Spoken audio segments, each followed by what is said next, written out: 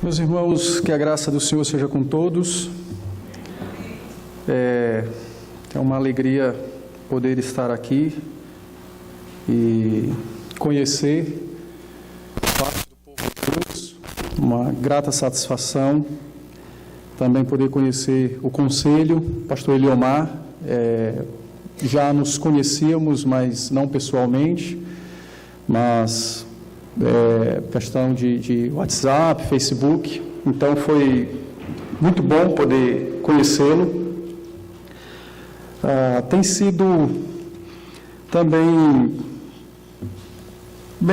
tem sido assim muito animador a possibilidade de pastoreá-los.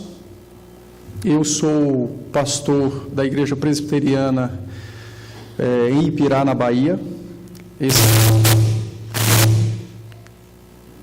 Esse é o meu 6º ano como pastor daquela igreja e sou casado, tenho 2 filhos, tenho uma moça com 11 anos e um rapaz de 6. Sou cearense, mas pastoreio na Bahia, e como um bom cearense e tendo uma filha, também tenho um bom facão, né? É praxe, não poderia ser diferente. E Rebeca tem 11 anos, então já é uma mocinha, o facão está mais afiado ainda, né? Atualmente sou presidente do Sínodo Central da Bahia. Eu acho que, em linhas gerais, é isso. Esse é o meu último ano do meu mandato na igreja em que sou pastor. Estou saindo de lá por convicções, sem problemas. Talvez não ter problema seja um problema que todo mundo pergunta, né? Porque você vai embora e tal. Mas a nossa saída é pacífica, é fruto de oração, de entendimento, que visa o bem da igreja e, logicamente, o nosso. Então, tem sido um momento muito tranquilo e bom, essa possibilidade da igreja ter um outro pastor e também a possibilidade de ter um novo rebanho. Eu me formei no seminário de Teresina, esse é o meu 7º ano como pastor ordenado, mas tenho desde 2005 contato e convívio direto com a igreja e congregações. Então, Deus me deu algum tipo de experiência, alguma experiência para ser utilizada na vida pastoral. Eu quero tratar sobre o pecado da ira. Um estudo apenas introdutório, não vou dissecar o assunto, esgotá-lo, mas apenas introdutório. Se os irmãos tiverem alguma dificuldade, pode perguntar. Se eu falar algo que os irmãos também não entendam, também pode interromper e perguntar. Apesar de estarmos no mesmo país, mas tem algumas palavras que talvez não sejam do cotidiano daqui e que é comum para nós lá. Então, se tiver alguma questão, os irmãos podem interromper, ok? Muito bem. Se eu gaguejar também é por causa do frio, tá? Que eu não tenho muito costume com frio, então, para mim está bem frio, né? Tá gostoso, mas está frio, né? Não posso negar isso. Eu não vou expor nenhum texto bíblico, mas nós vamos olhar o texto de Gálatas capítulo 5. Gálatas 5. Nós vamos ler os versos de 16 até o verso 26. Na verdade, eu farei a leitura, os irmãos irão acompanhar. Gálatas capítulo 5, os versos de 16 a 26. Diz assim então a palavra do Senhor: Digo, porém, andai no Espírito e jamais satisfareis a concupiscência da carne, porque a carne milita contra o Espírito, e o Espírito contra a carne, porque são opostos entre si, para que não façais o que porventura seja do vosso querer. Mas se sois guiados pelo Espírito, não estáis sob a lei. Ora, as obras da carne são conhecidas e são prostituição, impureza, lascívia, idolatria, feitiçarias, inimizades, porfias, ciúmes, iras, discórdias, dissensões, facções, invejas, bebedices, glutonarias e coisas semelhantes a estas, a respeito das quais eu vos declaro, como já outrora vos preveni, que não herdarão o reino de Deus os que tais coisas praticam. Mas o fruto do Espírito é amor, alegria, paz, longanimidade, benignidade, bondade, fidelidade, mansidão, domínio próprio.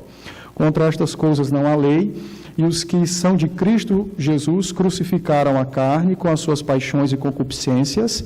Se vivemos no Espírito, andemos também no Espírito, não nos deixemos possuir de vanglória, provocando uns aos outros, tendo inveja uns dos outros. Nós vamos orar, pedir ao Senhor que nos dê graça.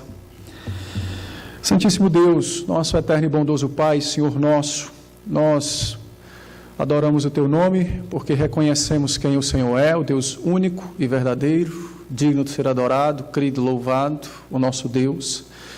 Adoramos o Teu nome pela oportunidade que o Senhor nos concede de podermos nos reunir na Tua casa, com o intuito de aprender um pouco mais da Sua vontade e desta feita poder viver a Tua vontade e assim glorificar o Seu nome com as nossas vidas, honrar e adornar o nome de nosso Salvador, o Senhor Jesus Cristo, com uma vida santa e piedosa, e também crescer em comunhão com o Senhor por intermédio do Santo Espírito, que certamente por meio da obediência e da santidade crescerá também cada vez mais em nós a Sua presença, guiando-nos por onde quer que andarmos e tratando com misericórdia e graça todas as questões que vierem até nós, habilitando-nos para vivenciar e responder a cada uma delas de uma maneira santa, justa e piedosa. Por isso, então, Pai, recebe a nossa ação de graças, bem como também a nossa súplica, que o Senhor nos abençoe nesse instante, que o Teu Espírito fale ao nosso coração, nos dê entendimento daquilo que vamos ouvir, e que o Senhor abra os nossos corações para que de fato a palavra entre e frutifique dentro de nós, e que as nossas vidas, as nossas decisões, tudo aquilo que nós fazemos, pensamos, esteja debaixo da palavra, do crivo da palavra. Que o Senhor então retire do nosso coração todo tipo de entendimento ou sentimento de autonomia, mas nos faça cada vez mais submissos ao Teu querer santo e maravilhoso. Seja conosco durante então esse momento que estaremos juntos diante do Senhor. É a nossa súplica, em nome de Cristo Jesus, o nosso Salvador. Amém. Muito bem. A ira, a Bíblia apresenta a ira em três perspectivas. Ela apresenta a ira divina, é a sua resposta santa contra os nossos pecados. A Bíblia também apresenta uma ira santa, tanto da parte de homens como da parte do próprio Senhor Jesus Cristo. Jesus teve episódios onde ele se irou, entretanto a sua ira foi santa. E a Bíblia também apresenta a ira pecaminosa. Então nós vamos tratar da ira pecaminosa, nós não vamos tratar sobre a justiça de Deus, nem vamos tratar sobre os episódios nos quais o Senhor Jesus se irou de modo justo. Apesar de a ira divina, quando tratarmos sobre esse assunto, logicamente que nós veremos as ações do próprio Senhor Jesus, mas enquanto Deus e homem, os seus momentos em que ele teve ira, são momentos de ira justa, porque foram manifestados pela sua pessoa, então não apenas pela sua pessoa divina, mas também pela sua pessoa humana. Então, a Bíblia nos apresenta esses três modelos, ou essas três apresentações da ira. Entretanto, nós iremos nos ater apenas à ira pecaminosa, tá? O pecado da ira. Bom, estudar sobre a ira é algo que precisamos fazer. A ira está extremamente presente na vida do ser humano. Não existe nenhuma pessoa que não peque pela ira, ou que não já tenha pecado pela ira. Ela está presente em todas as partes do mundo. Tem nenhum lugar no mundo que você vá e encontre pessoas que nunca pecaram, né, pela ira. Então, é algo que precisa ser tratado. Uma das coisas que também diz respeito à importância desse assunto é porque a ira, ela geralmente acontece, ou nós geralmente cometemos esse pecado dentro dos relacionamentos, dentro do convívio com outras pessoas, e dentro do convívio com o próprio Deus, ou seja, dentro desse relacionamento uns com os outros e com o próprio Deus, nós então pecamos pela ira. Então é importante vermos isso, haja vista de que, como é um pecado, ela é danosa ao nosso coração e certamente trará problemas aos nossos relacionamentos. Há uma frase de um pastor chamado Robert Jones, onde ele diz que a ira é como um fio que está presente no tecido da nossa humanidade caída, ou seja, então todo mundo, em todas as partes, peca por esse pecado, e infelizmente não há ninguém isento desse pecado, tá? Bom, o texto que nós lemos, que é o texto de Gálatas, o apóstolo Paulo nos diz então que a ira é uma das obras da carne, e Paulo então adverte que aqueles que praticam esse pecado não herdarão o reino dos céus. Então, como é que os crentes ficam nesse contexto, já que é um pecado que também nós praticamos, né, tá dentro de nós, e como é que fica essa questão do reino dos céus? Então, a ideia do apóstolo Paulo é exatamente advertir a igreja que a conversão, a santificação, a regeneração, a presença do Espírito em nós, não anula os efeitos da queda, e não expurgou todas as sementes da corrupção que habita no coração humano. Então, o crente, ele vai sim para o céu, Cristo morreu pelos nossos pecados, e um desses é o pecado da ira, né? Nos redimiu desse pecado. Entretanto, a advertência apostólica em Gálatas é para que os crentes entendam que irar-se não é uma coisa comum, não é para ser algo comum, não é para ser algo tratado com muita naturalidade. Os crentes irão pecar, sim, por meio da ira, porém eles não podem tratar isso de maneira normal. Não é essa ideia de que, eu nasci assim, sou assim, porque eu tenho um pavio curto, como foi citado, não que eu sou genioso, ou tenho uma personalidade forte. Não é. Nós temos que descartar todas essas coisas, porque, na verdade, a Bíblia trata a ira de uma maneira muito séria, e nós precisamos, então, tratá-la com a mesma seriedade que a palavra, então, trata. Bom, diante disso, nós vamos ver algumas palavras bíblicas, eu vou citar algumas aqui, para que nós possamos caminhar para uma definição, porque a partir dessa definição é que nós vamos ter um pouco mais de noção, de uma maneira mais palpável, acerca desse problema e desse pecado chamado ira. O Antigo Testamento, ele dos dois testamentos, é o que mais trabalha a questão da ira, é o que mais revela a ira, é o que mais apresenta palavras que foram usadas para descrever esse pecado da ira. Então, há várias palavras, eu vou citar algumas. Há uma palavrinha no hebraico, chamada up, que ela foi usada 210 vezes.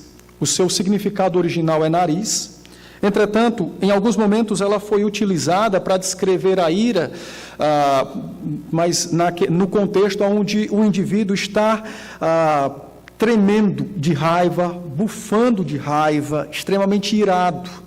Então, a palavra que anteriormente significava apenas nariz, agora passa a significar alguém que está tendo um ataque de ira, e como isso se manifestou de maneira prática, tá? Não apenas de maneira teórica, mas algo prático. Há uma outra palavrinha chamada remã, em hebraico, que foi usada também 115 vezes. Essa é a palavra mais utilizada para a ira. Ela também engloba todas as demais. O significado básico dessa palavra é calor, veneno, peçonha, raiva, fúria e ira. Então, ela tem esses significados, mas quando ela é usada para descrever a ira, de uma certa maneira, ela traz consigo todo esse arcabouço dos seus outros significados. A palavra haron também foi utilizada para isso, e ela significa queimador. Então veja que está sempre atrelada a alguma coisa quente, algo que ferve, algo que queima. E quando essa palavra haron, ela é utilizada com a primeira palavra, o up, os dois foram combinados para descrever a ira divina, tá? Então a ideia de queimar, de arder, a ideia de bufar, sair fogo pelas ventas, pelo nariz, para descrever a ira divina, a manifestação da justiça divina contra o pecado humano. Uma outra palavrinha, hebrã, foi usada 24 vezes, e ela também significa excesso, arrogância, ira, fúria, tá? De um certo modo, essas palavras e outras derivadas delas, elas têm sempre a intenção, o propósito de revelar a ira como algo que arde interiormente, um ardor interior que de fato tem sim uma natureza emocional. Entretanto, esse negócio que arde dentro de nós, ele pode ser aumentado, né? Pode ser atiçado, pode alcançar vários níveis. Então, por isso que o Antigo Testamento ele é bem abrangente no uso das palavras para descrever, então, a ira. Tá? De um modo em geral, nós podemos dizer que a ira, olhando essas palavras, ela é uma resposta que é dada mediante a algo que é feito, e essa resposta vem de dentro do coração do próprio ser humano. Por exemplo, quando você olha Deuteronômio 9:19, se alguém quiser abrir para ler, você tem um episódio interessante. Moisés está advertindo o povo de Israel, e ele está falando então acerca dessa reação de Deus diante da infidelidade do seu povo. Então, Deuteronômio 9:19.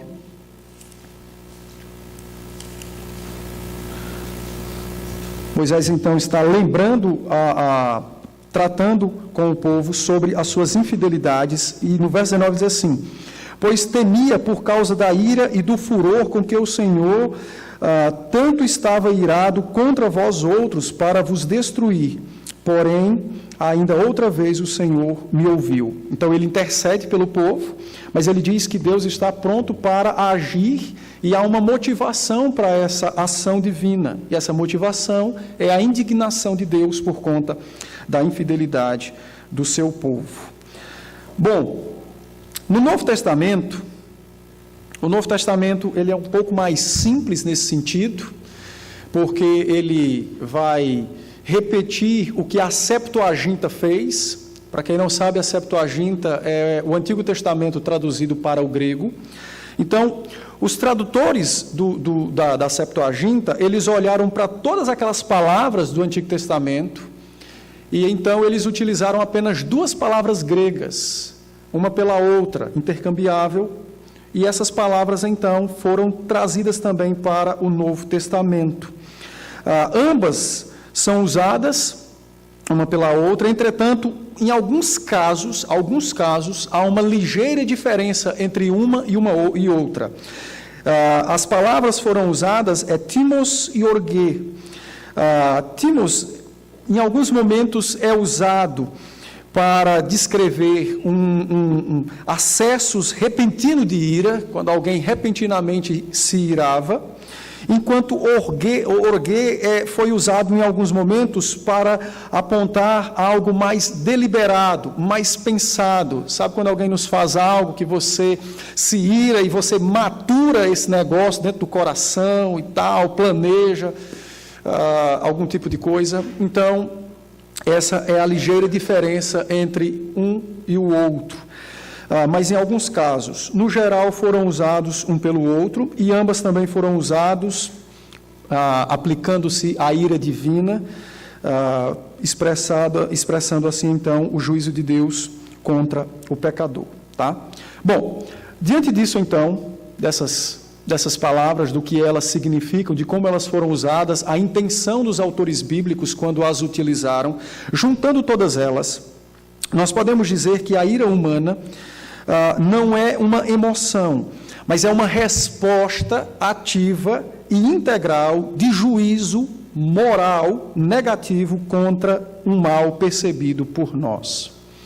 Essa definição não é minha, é do Dr. Robert Jones, no seu livro A Ira, Arrancando o Mal pela Raiz. E o que é interessante nessa definição é porque ela consegue abarcar todo o significado, o conteúdo semântico das palavras usadas, tanto no Antigo Testamento como no Novo Testamento. Ele consegue traduzir, então, todas elas por essa definição. ok? Bom, vamos agora pegar essa definição e vamos separá-la em partes para ver se ela de fato fica bem entendida. E uma coisa que os irmãos, e é meu desejo, eu preciso que os irmãos queiram isso, vocês precisam pegar essa definição e aplicá-la, porque sem uma definição do mal, nós não temos como lutar contra ele. Podemos até saber que ele existe, podemos até saber que nós o praticamos, mas de que maneira nós vamos enfrentá-lo? Então você precisa saber quem é o seu inimigo, e essa definição consegue traduzir para nós quem é então o nosso inimigo, tá? Bom, dissecando então essa definição, em primeiro lugar nós vamos ver o seguinte: uma resposta ativa, ou seja, ninguém é forçado a se irar. Ninguém é forçado a se irar. É um ato que é praticado por nós. Esse negócio, às vezes acontece, né? Aqui talvez aconteça com muito mais frequência, esse exemplo que eu vou dar. Você chega cansado do trabalho, pega um trânsito infernal e tudo mais. Então, qual é o seu desejo? O meu desejo é chegar e tal, tirar a roupa, tomar um banho quando não está frio, né? É difícil, né?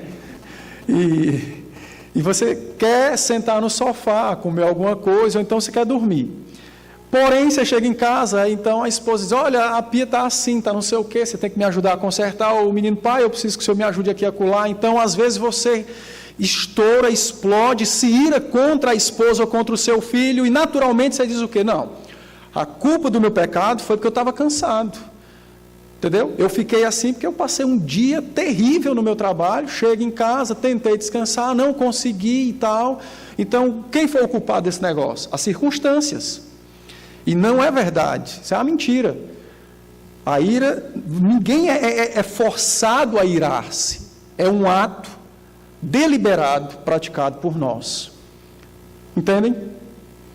Assim também pode ser com a esposa e tal, está naqueles dias da TPM e tudo mais, e acontece qualquer coisa, explode. Não. A TPM pode levar um bocado de culpa, menos nesse caso aqui. Entende? Nós deliberadamente tomamos uma decisão quando nos iramos. Ok? Então, é uma ação praticada por nós. Em segundo lugar, a ira é um pecado que se traduz numa resposta pessoal e integral nossa, tá? Ou seja, é algo particular do indivíduo, é pessoal, é algo particular do indivíduo, e é integral, envolve todo o ser do indivíduo, entende? Ou seja, o que é que significa dizer? Que quando nós pecamos pela ira, nós pecamos, a raiz desse pecado está dentro de nós. Então, é de dentro para fora, e não de fora para dentro.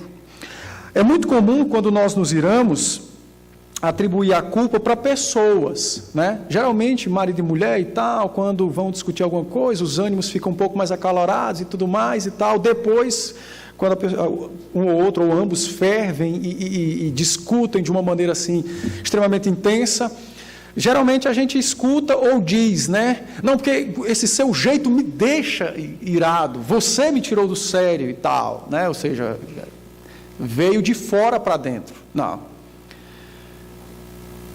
A ira, ela é uma resposta pessoal e integral nossa, entende? É algo que está dentro de nós e sai para fora, é praticado dentro do nosso coração e é externalizado contra alguém, alguma coisa, ou contra o próprio Deus. Muitas vezes nós nos iramos também contra o Senhor, mas eu não quero entrar nesse mérito, porque eu não vou ter tempo para tratar dessa questão. Tá? Terceiro lugar, a ira também é uma resposta contra algo. Esse negócio de, não, eu sou pavio curto. Não, meu irmão. Deus fez todo mundo com um pavio do mesmo tamanho. Tem gente que está queimando o seu, mas pode ficar tranquilo, todo mundo tem o mesmo tamanho de pavio.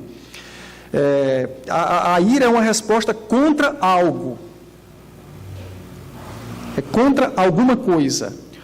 Algo que eu julgo não ser bom, algo que eu julgo que não me agrada, algo que eu julgo que não é certo. Então, nós vamos nos irar em diversas facetas da vida.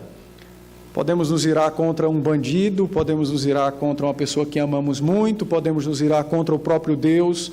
Vai depender exatamente do que aconteça e do que eles façam, contra nós, ou pelo menos que eu ache que foi contra a minha pessoa. Dá para entender? Então, a ira é sempre uma resposta contra algo. Nunca tem esse negócio assim, não, eu me irei, mas não tinha causa nenhuma, pastor, eu estou no céu e tal. Não vá nessa, não. É importante sabermos isso. Tá? Outra questão também é que a ira é uma resposta, ela é um juízo moral negativo. Essa resposta que nós damos a alguma coisa que nos acontece ou a algo que nós percebemos é uma resposta nossa, é um juízo moral nosso. Ou seja, é uma reação nossa contra alguém, contra alguma coisa que é feita. Tá?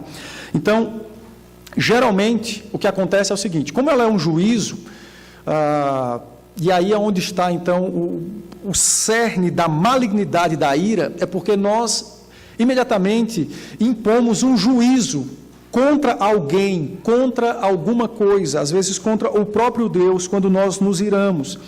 Porque esse juízo moral negativo é uma resposta que nós damos para alguém acerca de algo que nós não gostamos. E, geralmente, esse juízo, ele é extremamente punitivo. Às vezes ele pode não ser punitivo, mas ele é extremamente exigente. Nós nos iramos com alguém acerca de alguma coisa que é feita e impomos um veredito, ou seja, queremos mudanças imediatas, não aceitamos o seu jeito de ser, você precisa parar com isso imediatamente, tal coisa não me satisfaz, não me agrada. Então é um juízo mesmo, é uma resposta que o cara dá, entende? Por isso que é algo deliberado. É um ato e é algo que vem do nosso coração. Nós devemos nos lembrar que a ideia dessa resposta, desse juízo moral, ele emana da própria ação divina. A ira divina é um juízo moral que Deus traz contra o nosso pecado. Porém, a sua ira é santa. Entende?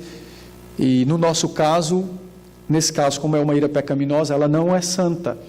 Ela é um juízo moral que, na verdade, defende a nossa honra ou a nossa satisfação, o nosso querer, o meu ponto de vista sobre algo. Nesse momento do juízo, nós destronamos Deus e nós nos colocamos no lugar dele, por isso que nós nos iramos, nos achamos no direito de impor um veredito contra alguém sobre algo que é feito, que eu julgo que não seja bom. Ou seja, no meu código de ética, no meu conjunto de crenças, naquilo que eu entendo ser bom para quem? Para mim, tal coisa não foi boa. E por isso, então, eu despacho um juízo contra aquela pessoa. Tá? Então, é algo que nós precisamos tratar com seriedade. E é uma resposta que nós damos acerca de um mal percebido por nós. Tá? Então, toda vida que alguém faz algo que não nos agrada, nós avaliamos essa questão. Nós nos iramos desde que nascemos, então nós vamos nos adaptando com esse negócio, vamos nos acostumando com esse negócio, e ele se torna algo mecânico. Então, às vezes, nós fazemos isso e nem percebemos que fazemos. Mas toda vida que nós nos iramos, e a partir de hoje você pode até fazer um teste, você vai perceber que você só faz isso porque você faz um julgamento sobre aquela pessoa e sobre aquele ato.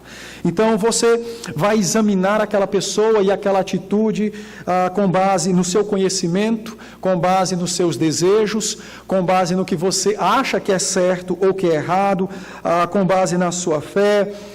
E quando nós fazemos isso, nós então deixamos de lado a Bíblia e tomamos a nossa Bíblia, aquela que nós fazemos e tal, com a nossa própria mão, e julgamos o outro por ela. Tá? Então, é algo extremamente danoso, é algo terrível, é algo perigoso, e nós precisamos, então, dedicar algum tempo para pensarmos sobre esse assunto. Bom, Eclesiastes, capítulo 7, verso 9. Eclesiastes 7, 9.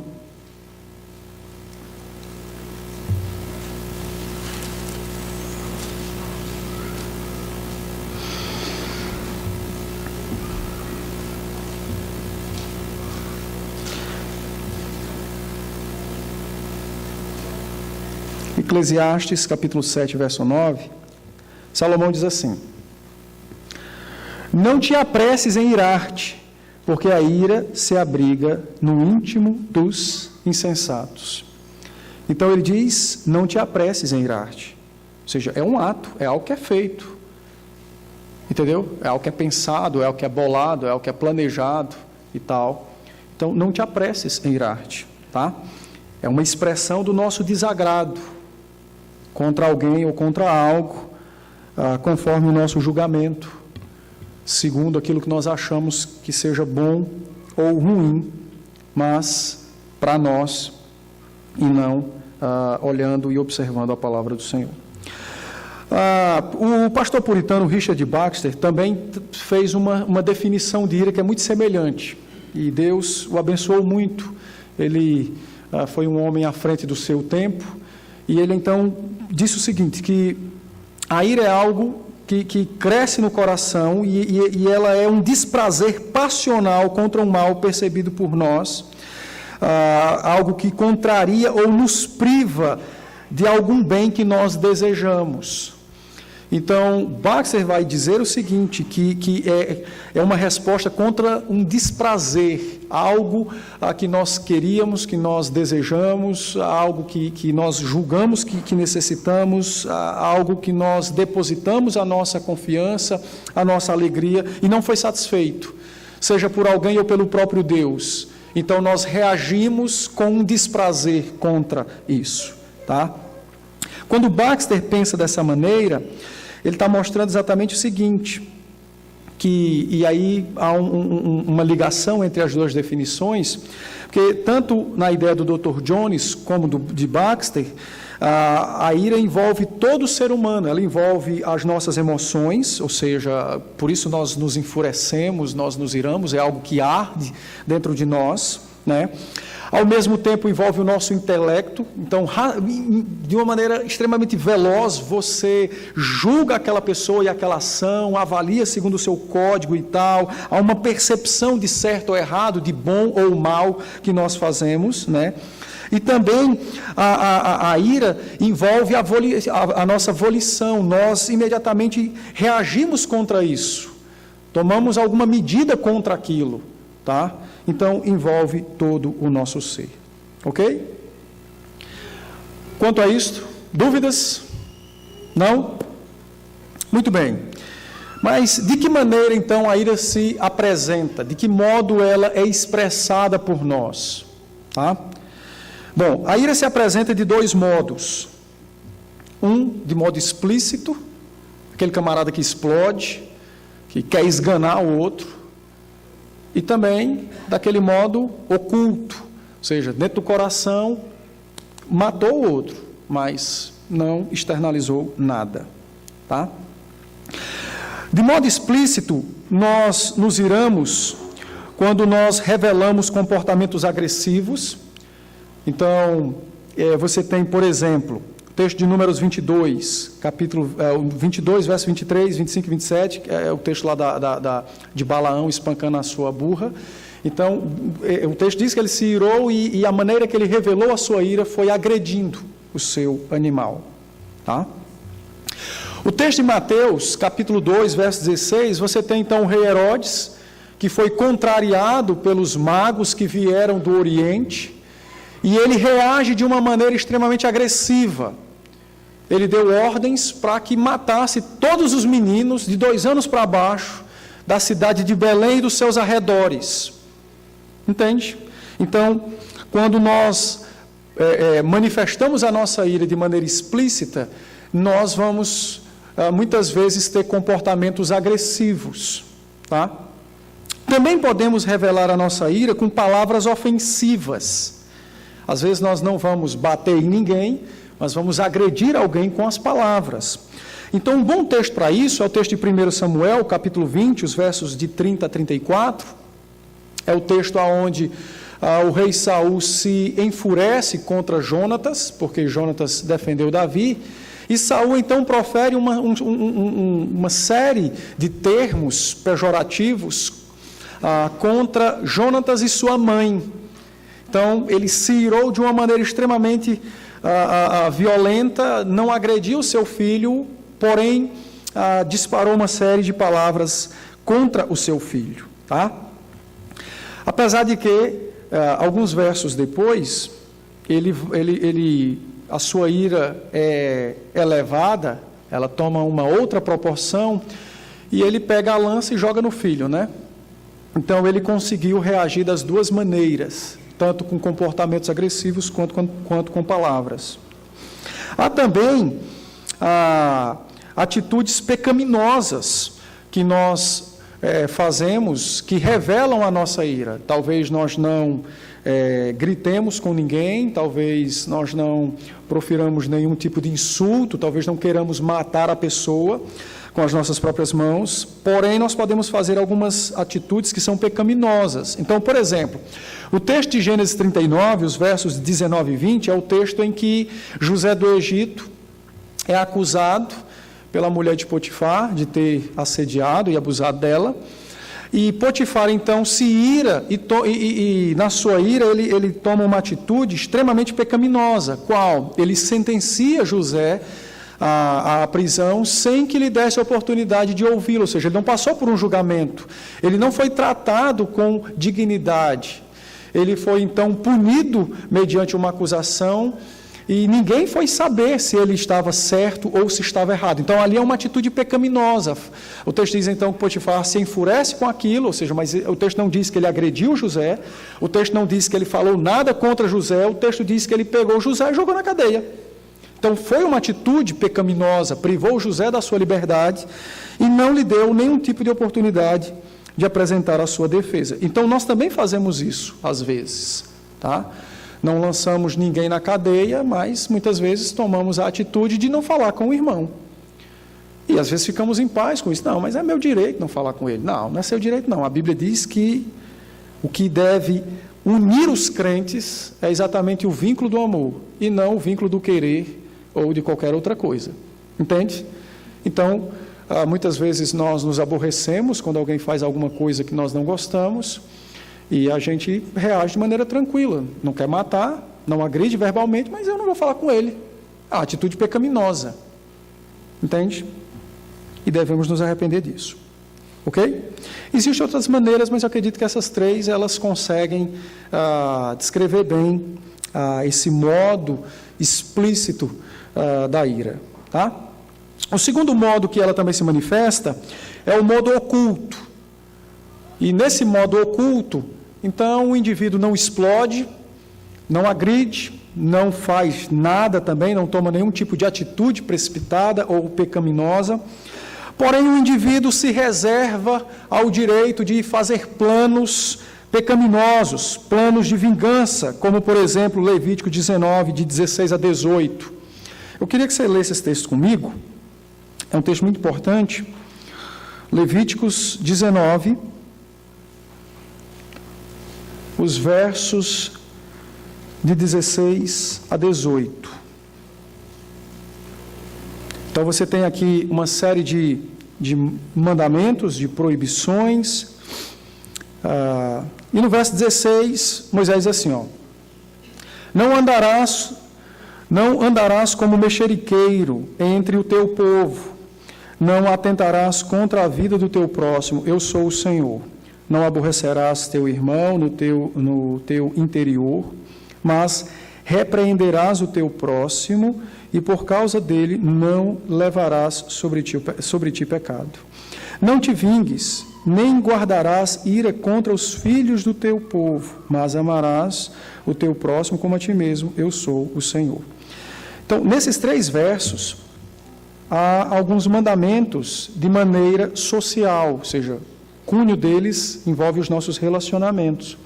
E no verso 18, a ordem é, você não tem direito de se vingar, de fazer planos de vingança.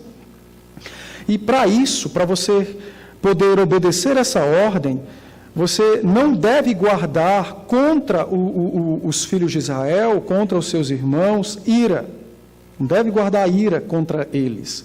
Ou seja, O cara não toma nenhum tipo de atitude, não faz nada de errado, entretanto, ele se ira de maneira oculta, no seu coração ele se enfurece e ele começa então a nutrir aquilo e ele vai fazer planos de vingança, entende? Vai traçar projetos para se vingar da pessoa. Às vezes a gente faz isso, né? Na vida conjugal, quando não perdoamos o nosso cônjuge, no fundo do coração surge aquela voz assim, bem elegante, dizendo assim, eu te pego, né? Haverá uma próxima vez, tal. Vou guardar esse negócio, porque no dia que ela, ou ele ou ela escorregar, eu tenho uma carta na manga para poder usar. Então é isso aqui, são planos de vingança. Também podemos nos irar de maneira oculta, cultivando pecados contra outros no coração, como o ódio. E aí, nesse caso, um bom texto é o texto de Caim, Gênesis 4, de 1 a 8. Caim foi para o culto, levou a oferta dele, ele era agricultor, então ele levou lá cebolas, cenouras, rabanetes e outras coisas mais.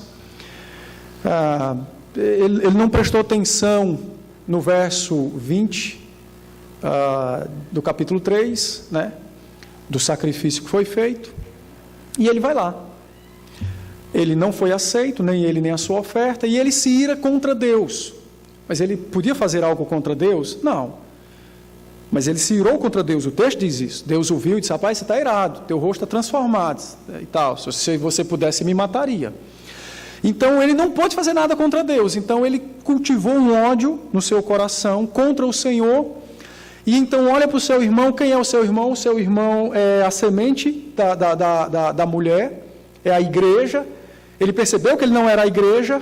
Então, eu vou me vingar de Deus e vou dar um jeitinho e vou matar o meu irmão. Então, ele cultivou ódio contra o Senhor e contra o seu próprio irmão. E ele, então, assassinou o seu irmão.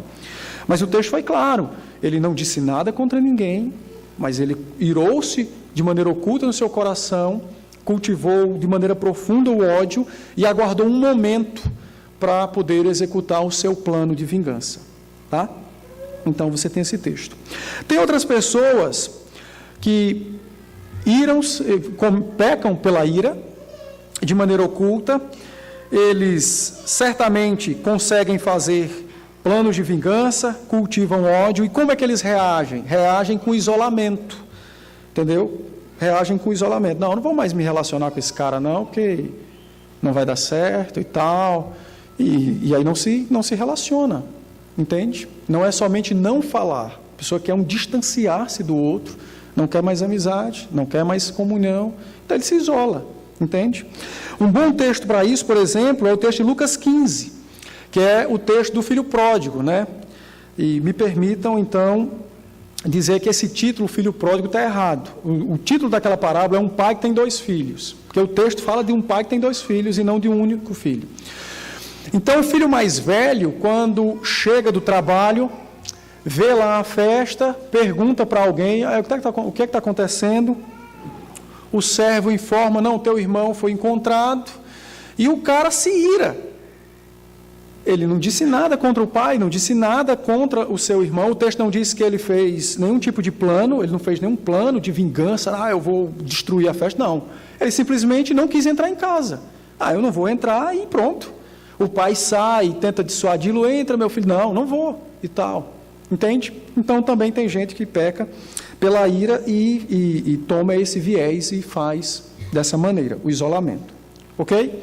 Então essas são as maneiras que a ira se apresenta, tanto explícita quanto oculta, dessa forma, talvez de outras maneiras, mas eu acredito que essas 3 de ambos, elas englobam o comportamento de um modo em geral, e dá já para a gente perceber como o negócio é sério, e talvez também, e deve acontecer isso, nós também precisamos perceber que talvez haja uma frequência muito grande desse pecado na nossa vida, ou seja, o que vai exigir de nós uma decisão de abandoná-lo e de correr para os pés de Cristo.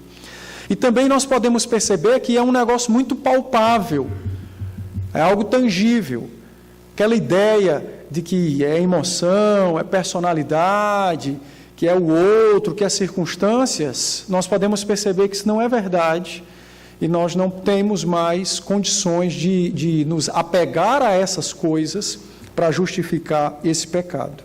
Ok? Alguma dúvida? Podemos caminhar? Muito bem. Eu vou falar então de maneira rápida sobre os prejuízos que a ira causa dentro dos nossos relacionamentos. Tá? A ira, na verdade, ele é um pecado de natureza social. Então, ele se dá nos nossos relacionamentos e o seu efeito destrutivo também acontece dentro dos nossos relacionamentos. Tá bom? Bom, na vida da pessoa irada, daquele que se ira, há alguns efeitos, como por exemplo, a pessoa que é irada, que comete esse pecado com muita frequência, naturalmente essa pessoa recorda diariamente das ofensas de outras pessoas. Naturalmente. Principalmente dentro do matrimônio, há uma incidência muito grande desse pecado. E às vezes a pessoa não se enxerga como irada. Então, aqui dá para você ter uma noção se você é irado ou não. Geralmente, a pessoa irada, ele tem uma facilidade muito grande de carregar uma mala. E dentro dessa mala está o pecado de anos atrás daquela pessoa, seja do cônjuge, seja de algum irmão da igreja. Dá para entender? Então, o cara anda com uma mala enorme, entendeu?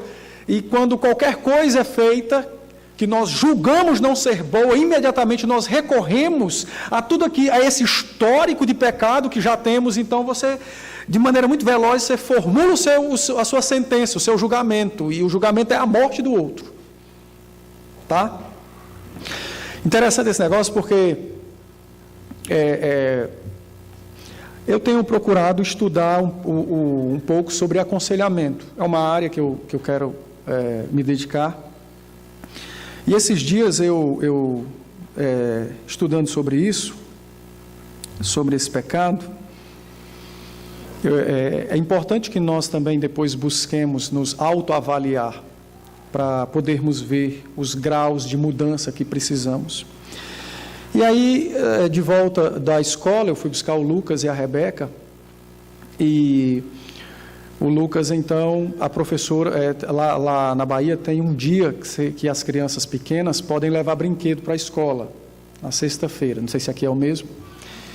E aí era uma quarta-feira, antes do recesso, mas acho que era o último dia de aulas, antes das provas, e o Lucas levou um brinquedo. E aí lá o professor chama-se Pro, né? Então, a Pro pediu para ele guardar o brinquedo. Ele vai e me contou, né? Ei, pai, a Pro pediu para guardar o brinquedo e tudo mais. Eu disse assim, mas você levou o brinquedo? Não, levei e tal, a mãe deixou. Mas, rapaz, mas você sabe que não pode levar e tal. Eu não fui muito duro com ele. Mas você sabe que você não pode levar? Já foi dito várias vezes que só é na sexta-feira. Não interessa se hoje é o último dia, você não podia levar. Aí, quando cheguei em casa, ele contou para a mãe, aí a Neuza disse, não, mas eu permiti que ele levasse tudo mais e tal. E aí eu fui fazer uma varredura no coração e eu percebi que eu ainda não tinha perdoado o Lucas por alguns pecados que ele havia cometido. Eu ainda estava carregando essa mala. Por isso que eu me exaltei com ele. E me irei com ele. Talvez não tenha explodido, porque estou buscando tratar esse problema. Não é que haja uma incidência muito grande de ira, mas é porque dentro do aconselhamento, quando você estuda vários temas, um dos temas que você tem que estudar é o seu autoexame. Okay? Você precisa se examinar, você é pecador, né? Eu não sou diferente.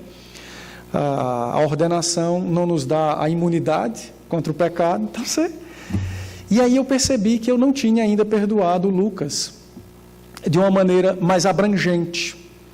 Eu ainda carregava um saco com alguns pecados dele, talvez algumas coisas que ele fez relacionado à escola. Por isso que eu não tive muita misericórdia com ele naquele momento, mesmo ele me dizendo que não houve nenhum problema.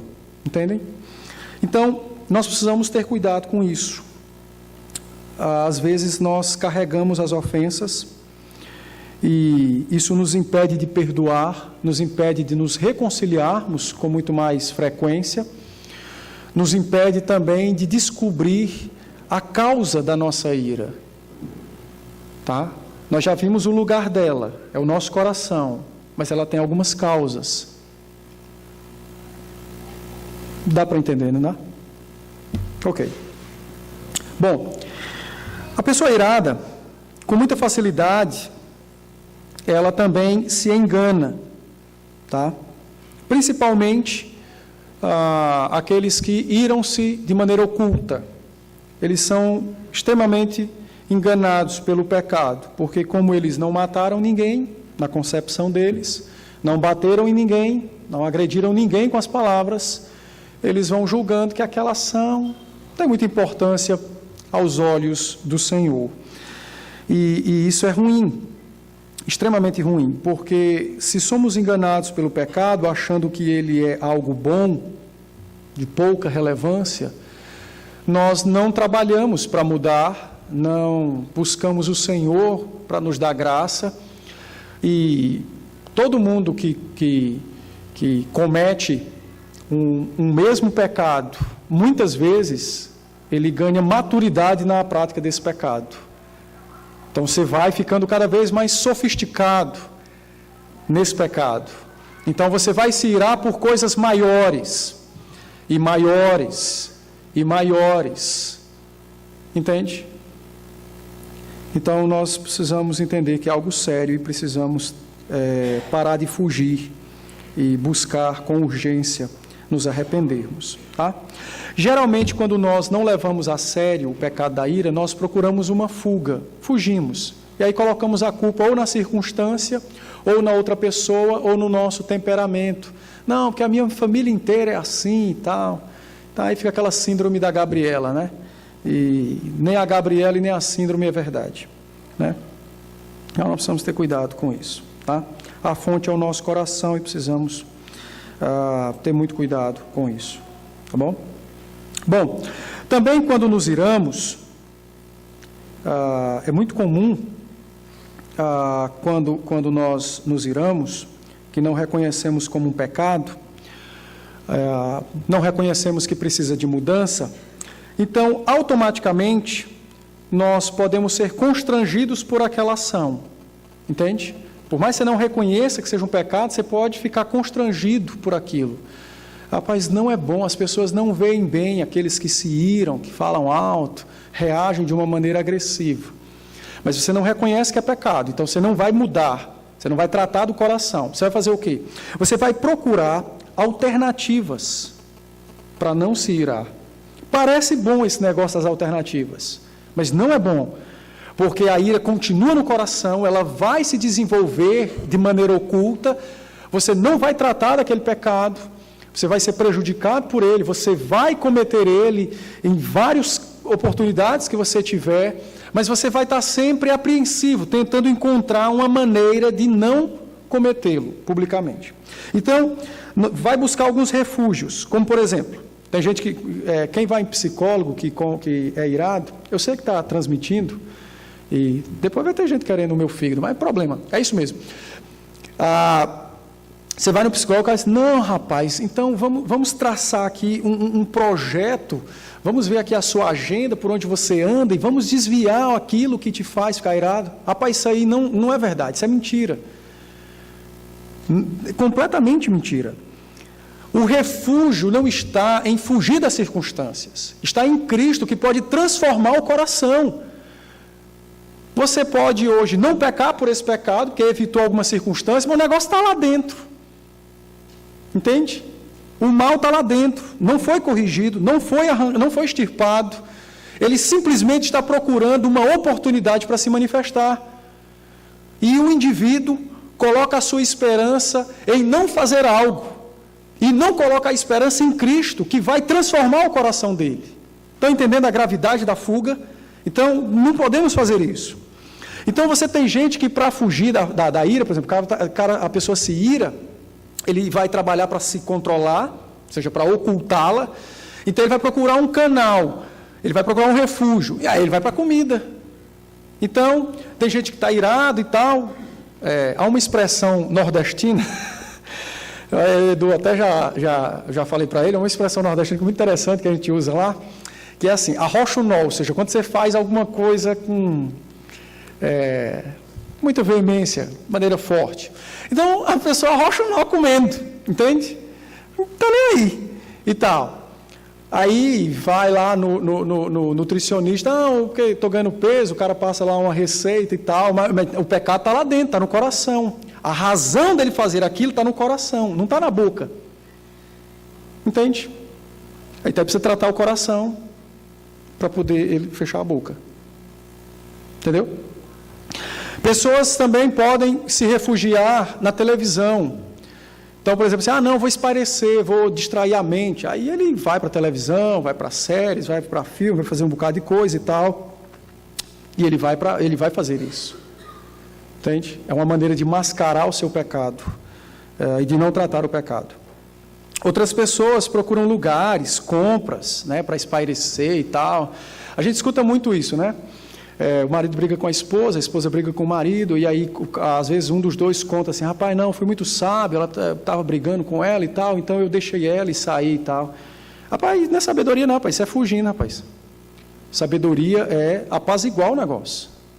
Entendeu? Não, peraí, vamos sentar, vamos baixar o tom de voz, vamos orar, vamos ler o texto bíblico e tal. Não, eu deixo o outro falando sozinho, mas eu fui sábio. Você foi covarde. Ainda humilhou o outro que deixou o outro sozinho. Não, isso não tem nada de sabedoria, entendeu? Então tem isso, tá? Essa fuga aí, nós precisamos tirá-la. Isso não é como devemos tratar esse pecado, tá bom? Bom, isso é o indivíduo, a vida do indivíduo. Nos relacionamentos, geralmente, a ira causa medo nas pessoas que estão ao redor de quem é irado. Medo. Não sei se aqui existe essa expressão, mas lá para a gente tem essa expressão, né? Não, com fulano a gente tem que andar como quem pisa em pele de ovo, né? E tal. Não sei se aqui tem isso, casca de ovos e tal. Ou seja, porque o cara explode. Então, aí você tem que andar trazendo o cara nos braços e tal, a pessoa, para ele não explodir. Como é o nome disso? É medo, rapaz. Você está com medo. Então, o principal fruto da ira nos nossos relacionamentos é medo. Quando você se relaciona com alguém irado, é medo, entendeu?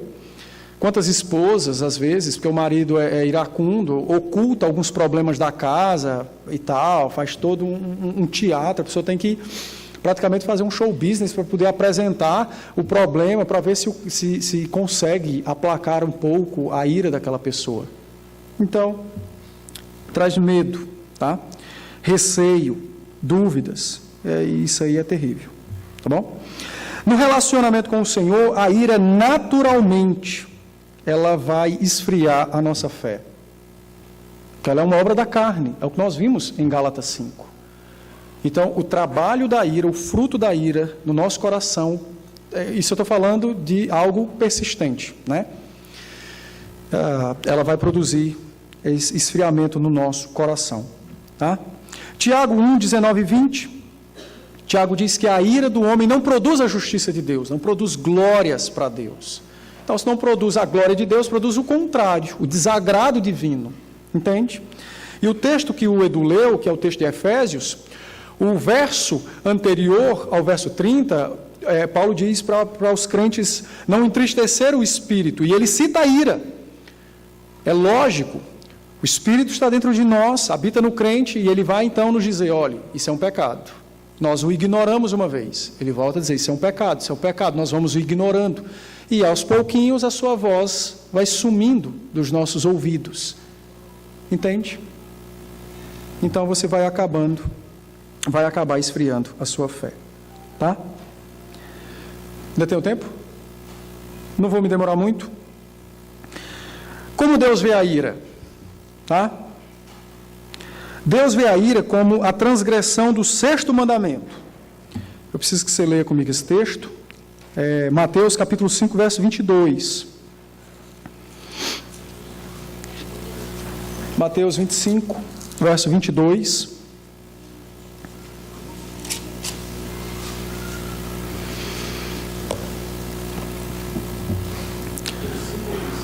Desculpe, Mateus 5, verso 22. Eu disse 25, né? Perdão. Mateus 5, verso 22. Jesus diz assim, né? Eu, porém, vos digo que todo aquele que sem motivo se irá contra seu irmão estará sujeito a julgamento, e quem proferir um insulto a seu irmão estará sujeito a julgamento no tribunal, e quem lhe chamar tolo estará sujeito ao inferno de fogo.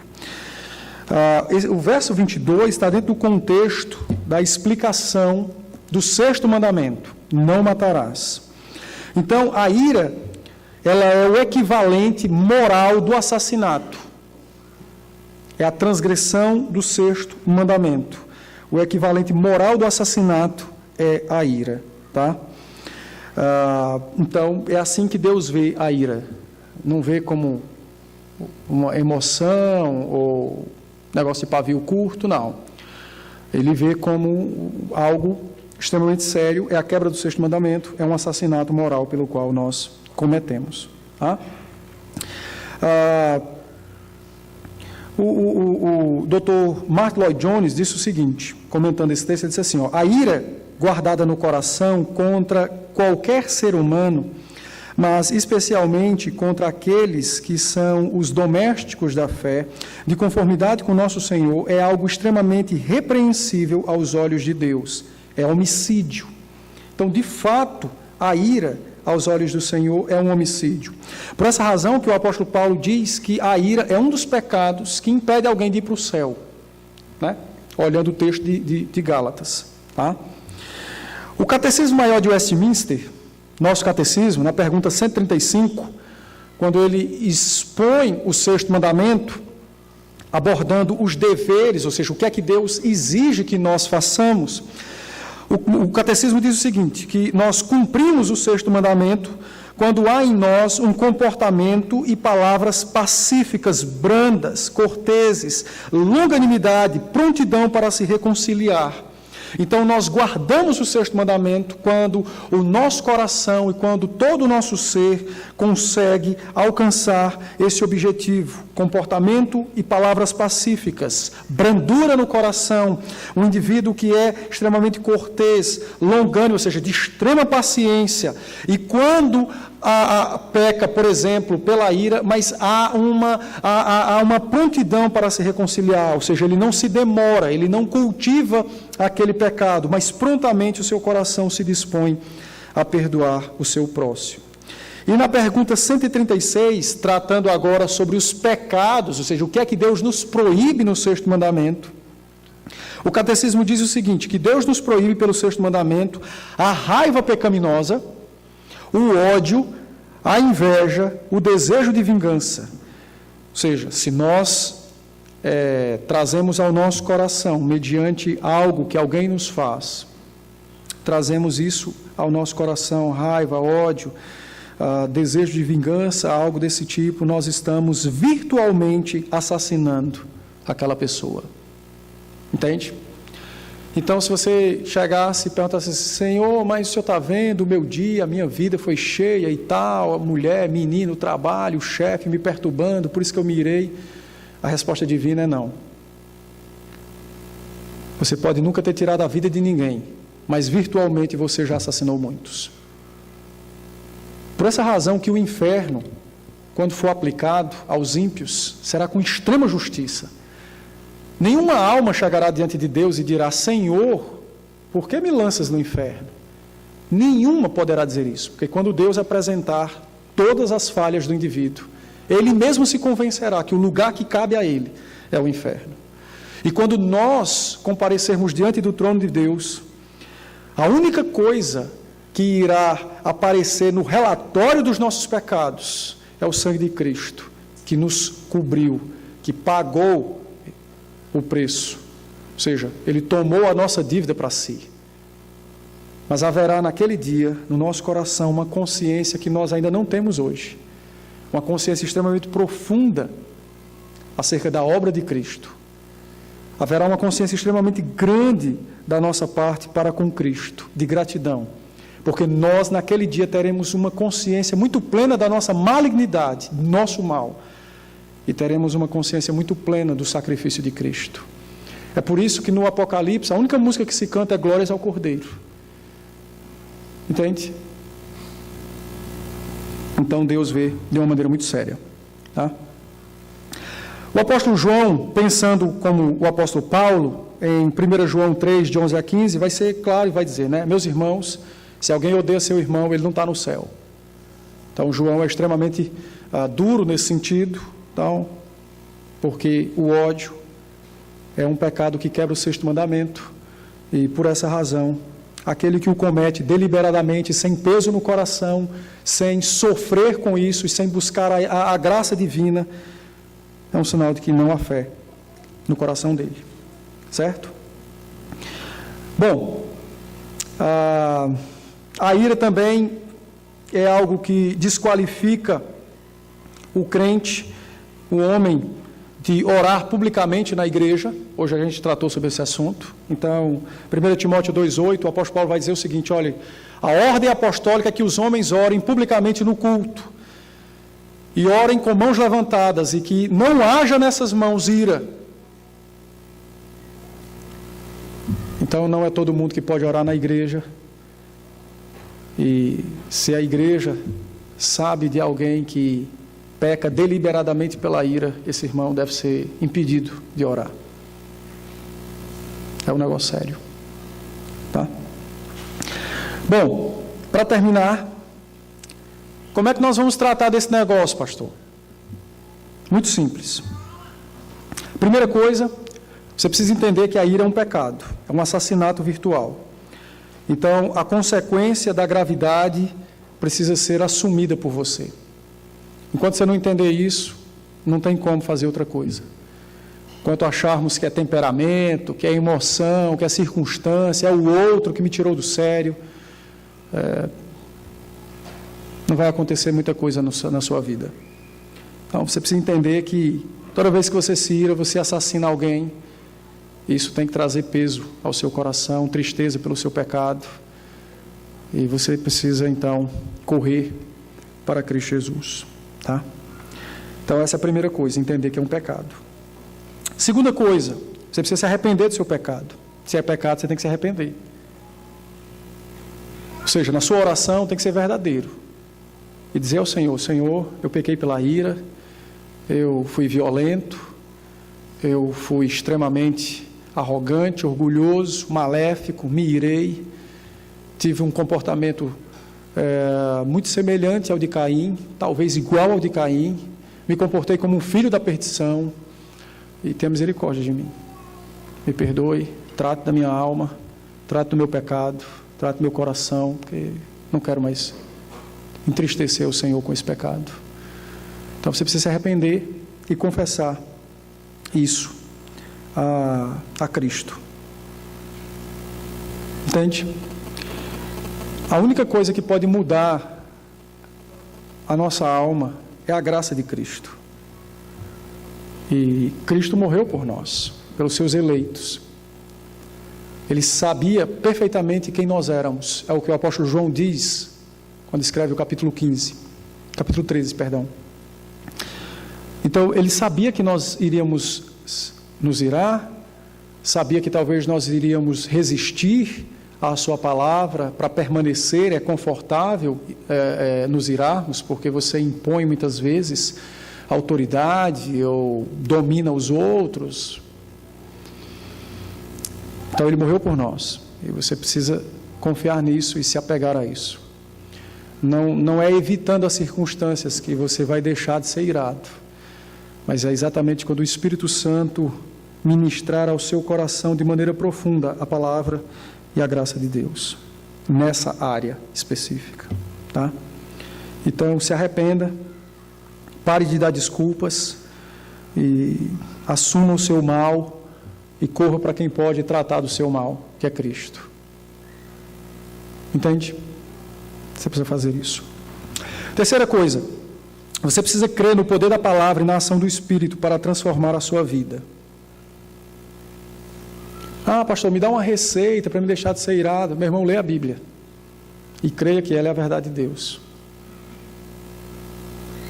Não é à toa que a palavra, como disse o apóstolo Paulo escrevendo aos Hebreus, eu creio que ele é o escritor aos Hebreus, e ele vai dizer então que ela é um instrumento poderosíssimo, que divide o que não pode ser dividido. Então, você precisa crer no poder da palavra. Não é evitar situações, não é evitar discutir aqueles assuntos que no passado nos fizeram perder a cabeça, não é isso não. Você precisa crer no poder da palavra para transformar a sua vida. E precisa entender que a palavra será acompanhada pela ação do Espírito.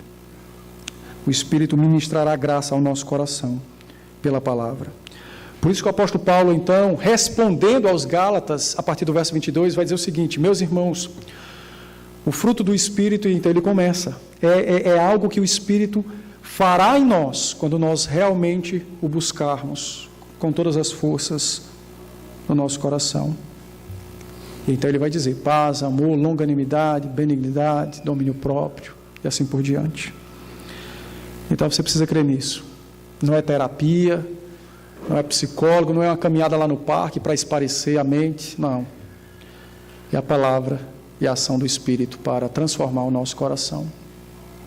Em quarto lugar, você precisa perdoar aqueles que te ofenderam. Então, se você tem alguma coisa contra alguém, você precisa tomar a decisão de perdoar, abandonar aquela ofensa. A gente acha que perdão é esquecimento. Deus não tem amnésia e nos perdoou. Perdão é pagamento de dívida, é mandar a dívida embora. O sangue de Cristo pagou pelos nossos pecados, então você precisa se valer desse pagamento. Entende? Por mais que você lembre da ofensa do outro, talvez até fique um pouco triste, poxa, aconteceu isso tal, mas não pode haver mágoa no coração.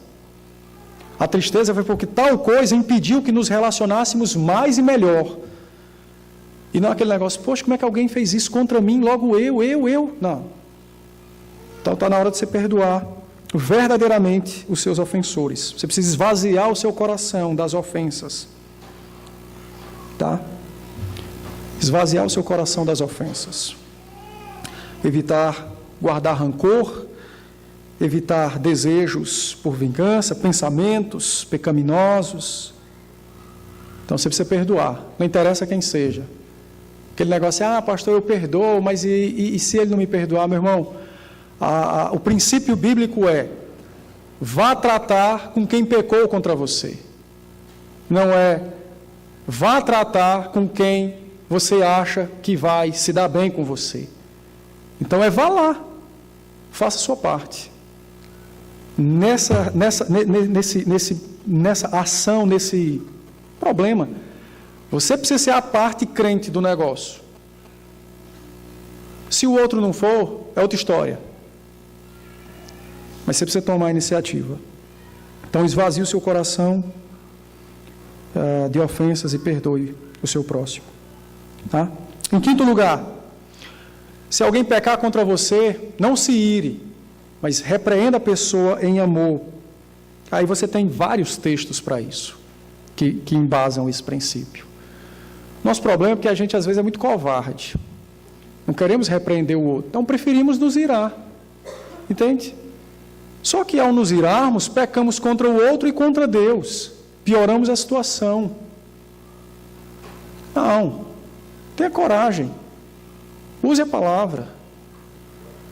Se o Espírito Santo habita em nós, é o que o apóstolo Paulo diz aos Gálatas, então haja como alguém que é habitado pelo Espírito. Então pecou, vá lá, meu irmão, você pecou contra mim e tal, ou você falou algo que eu não gostei, às vezes nem é um pecado, mas às vezes é alguma coisa que nós não nos agradamos, a gente tem que ser honesto. Não, se você falou alguma coisa que eu não gostei e tudo mais e tal, a outra pessoa se retrata e quando a gente menos espera, já estamos completamente restaurados e o coração agora vai de bem, cada vez melhor.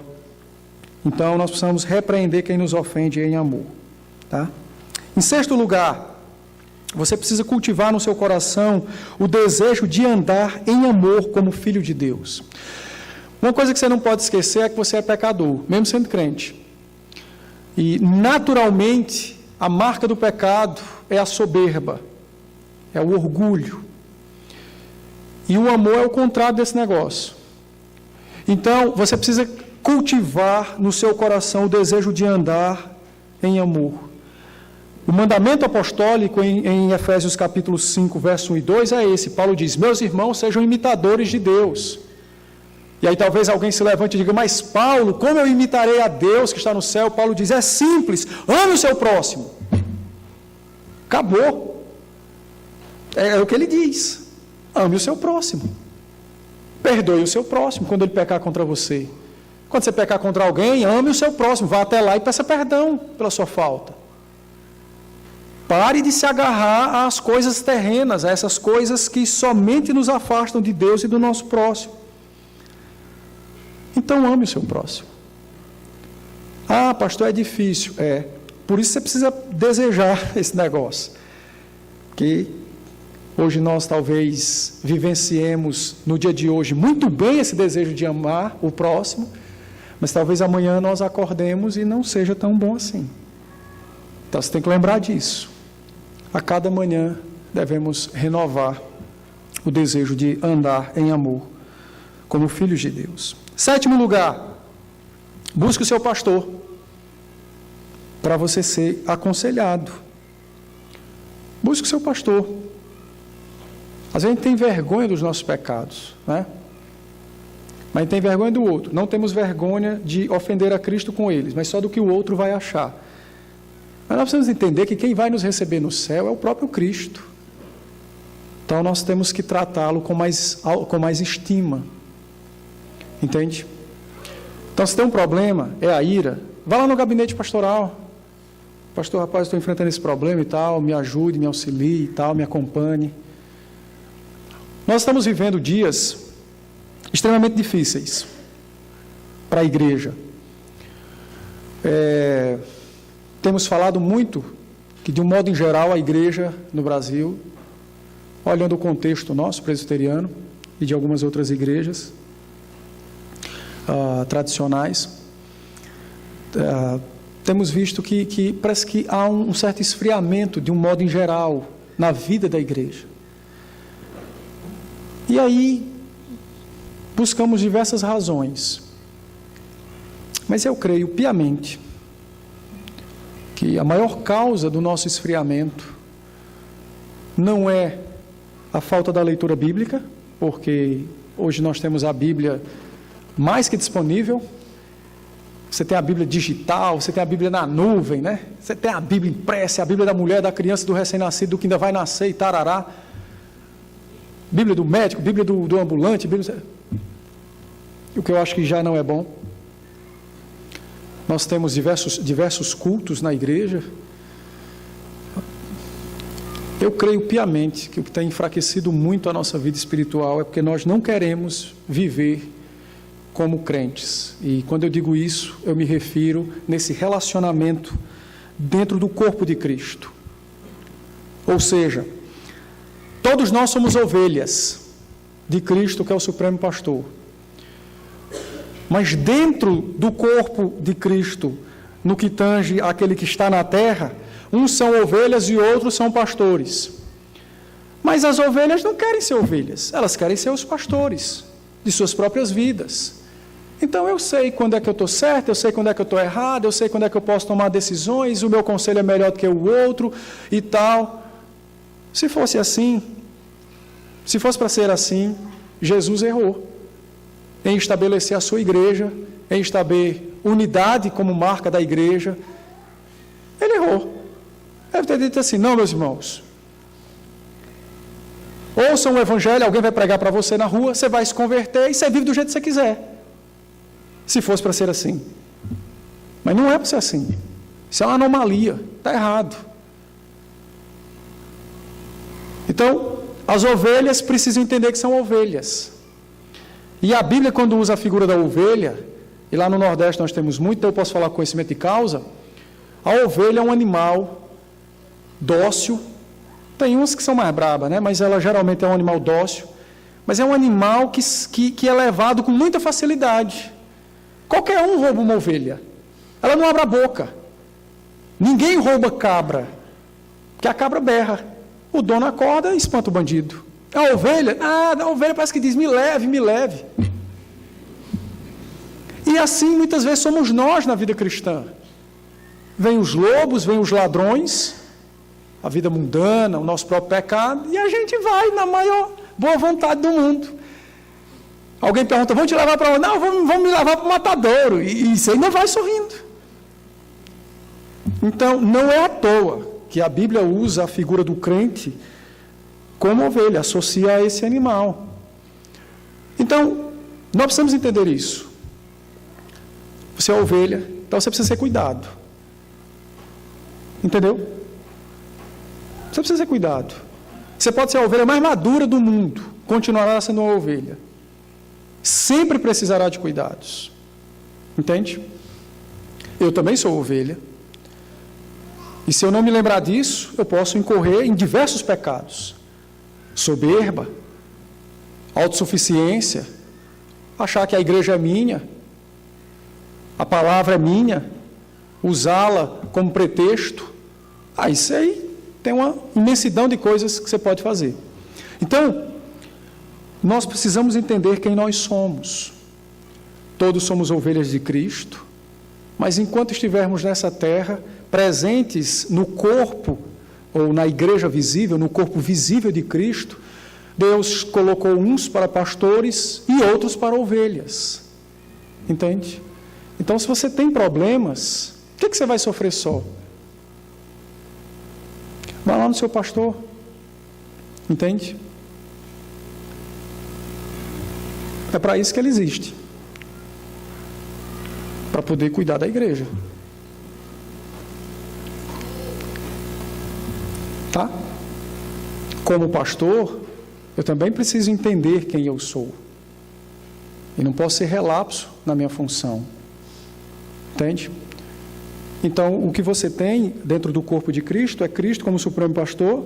De um lado o pastor, né, no corpo terreno, está aqui as ovelhas. O pastor cuida das ovelhas. E as ovelhas fazem o que com o pastor? Elas também cuidam dele. A ovelha dá lã. Aí o cara faz a roupa. Entende? Então é um cuidando do outro. Dentro das suas esferas. Dentro daquilo pelo qual Cristo estabeleceu. Então tem problema, procure o seu pastor. Tá? Bom, espero que tenha sido claro. Se eu disser alguma coisa que não ficou claro, os irmãos têm liberdade para me perguntar. Esse estudo foi apenas algo introdutório, despertar a curiosidade dos irmãos, o desejo de estudar sobre esse tema. E o meu conselho é que vocês se apliquem a isso, tá? E corram sempre para os pés de Cristo. Vamos orar? Santíssimo Deus, nós bendizemos o Teu nome pela Sua palavra, que nos instrui, que nos aconselha, que dirige as nossas vidas, pelo Teu Espírito, que habita em nós, que nos faz ouvir a Sua doce voz, e Te louvamos por isso. Não há nenhum mérito em nós, entretanto a Sua graça, Sua misericórdia, extremamente bondosa e santa, é a razão então de todos esses benefícios e de todo esse bem da parte do Senhor para conosco. E nesse assunto da ira, que é algo extremamente sério, nós Te bendizemos, porque o Senhor nos pastoreia, nos ensinando a Sua vontade.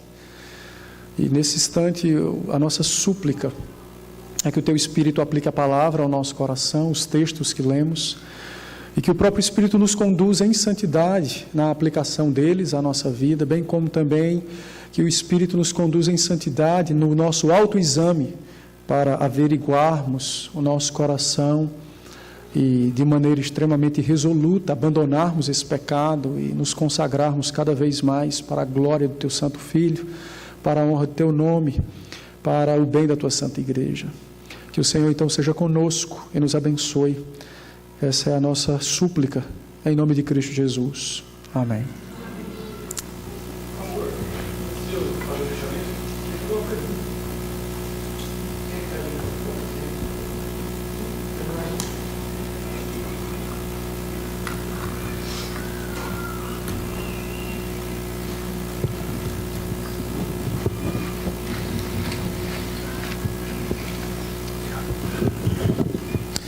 O senhor fez uma citação, né, de alguém que eu não lembro o nome, que ele disse que se alguém está irado, isso impede de ir ao céu.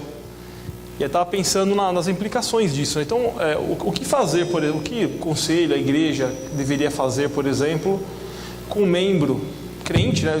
De um lado, a ira me impede de ir ao céu. Nós sabemos que nada nos impede de ir ao céu, a não ser que eu não seja de fato um eleito. Então a ira, e essa é a evidência prática de vida de um não eleito.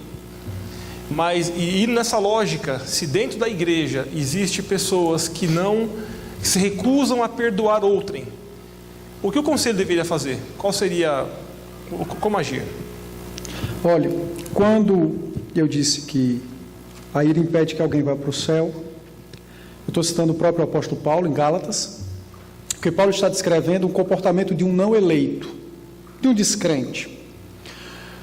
A ideia de Paulo é fazer com que nós entendamos que esse modelo de vida não é bíblico e não agrada a Deus. Os crentes podem até, por alguma razão, possuir essas mazelas, né? Eles são pecadores e eles podem persistir nesse tipo de comportamento.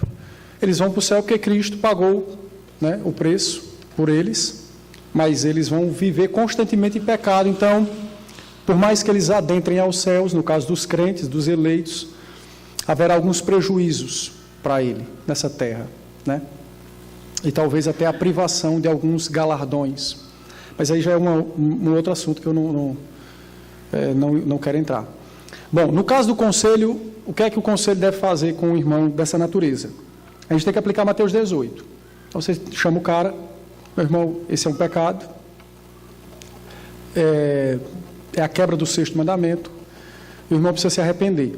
Aqui eu estou falando de um caso deliberado, ou seja, deliberado não, alguém que peca pela ira constantemente, não se arrepende disso. Infelizmente, do dia que nós nos convertemos até a nossa morte, nós vamos ter esse pecado. A grande questão é que nós precisamos trabalhar para não tê-lo. E quando o tivermos, quando o cometermos, nos arrependermos e tratar o coração. Então, mas digamos que você tem um crente na igreja e esse irmão é iracundo e não quer mudar. Então o conselho vai chamar, vai mostrar a ele e tal, que isso é um pecado, é a quebra do 6º mandamento. Ele se recusa a se arrepender, então o certo é discipliná-lo, porque ele está quebrando o 6º mandamento. E aí você tem uma base bíblica e uma base confessional, o catecismo maior, nas perguntas 135 e 136. Mas digamos que o indivíduo diga, não, eu não vou mudar nunca. Aí ele deve ser excluído do rol. Entendeu? Eu não estou dizendo com isso que ele não seja um eleito. Tá? Não é isso que eu estou dizendo. O que eu estou dizendo é que nós precisamos aplicar Mateus 18 em qualquer que seja as circunstâncias. Se ele for um eleito, ele vai se arrepender e vai voltar. Entende? A outra pergunta é a seguinte: às vezes a pessoa peca contra a gente não aborda a pessoa, não vai até ela e fala, eu perdoo, tudo bem. Mas ela pecou contra mim e eu libero o perdão, fazendo uso de uma palavra que não nos pertence, mas a gente perdoa a pessoa, mas eu não vou até ela. Ou seja, eu não dou a chance dela se arrepender. Me parece talvez muito piedoso. É esse mesmo, eu não vou falar com ele não. E eu perdoei, eu estou tranquilo, eu perdoei. Mas será que eu deveria fazer isso sem procurar outra pessoa e dar a chance dela saber sequer que ela me ofendeu? Não. O certo é você procurar um indivíduo e repreendê-lo em amor. Porque assim, o perdão é o abandono da dívida, né? O significado da palavra perdão é mandar embora. Mas o devedor precisa saber que ele está liberado da dívida. Ele precisa tomar consciência que a dívida não existe mais.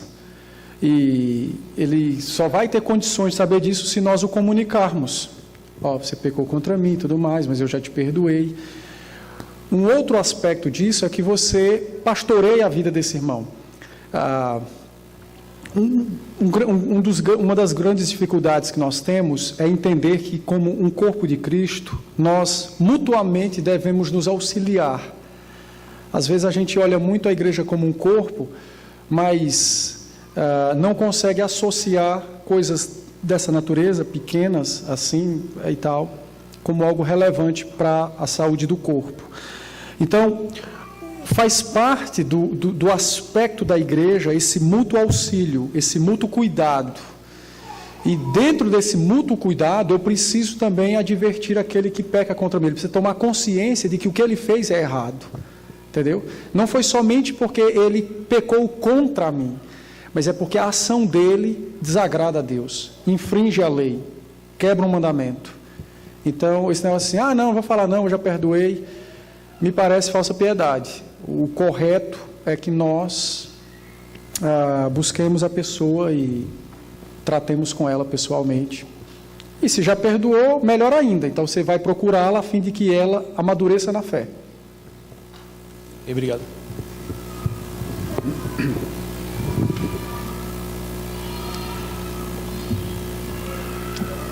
Mais alguém? Não? Lá na igreja eu tenho um costume de dizer assim, dúvidas ou dívidas? Então, me parece que tem dívidas, né? Me parece, né? Meus irmãos, Deus abençoe. Passo a palavra ao Edu.